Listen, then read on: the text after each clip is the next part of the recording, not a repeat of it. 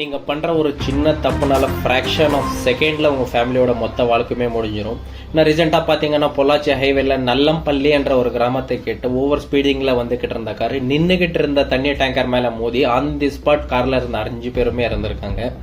அதுவும் முருகன் கோயிலுக்கு போயிட்டு ரிட்டர்ன் வந்துட்டு இருக்கும்போது ஓவர் ஸ்பீடிங்கில் வந்துக்கிட்டு இருக்காங்க. எனக்கு ஒன்றும் தான் புரியல, நீங்கள் அவ்வளோ ஓவர் ஸ்பீடில் போய் என்ன பண்ண போகிறீங்க? இப்போ 1.5 மணி நேரத்தில் சேர இடத்துல நான் ஓவர் ஸ்பீடில் போய் 1 மணி நேரத்தில் சேர்ந்துடுறேன்றது முட்டாள்தனம். இப்போ 1/2 மணி நேரம் போய் லேட்டாக சேர்ந்தா கூட ஒன்றுமே தப்பு இல்லை, ஏன்னா சேஃபாக போய் சேருவீங்க.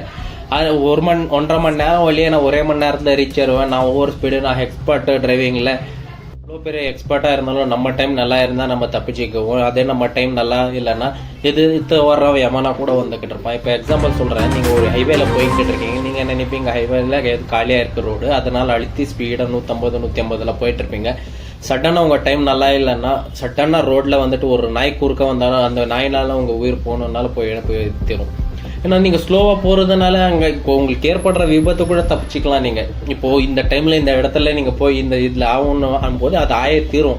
ஆனால் அது நீங்கள் ஸ்லோவாக போகும்போது அது தப்பிக்கிறதுக்குள்ள வழி இருக்குது.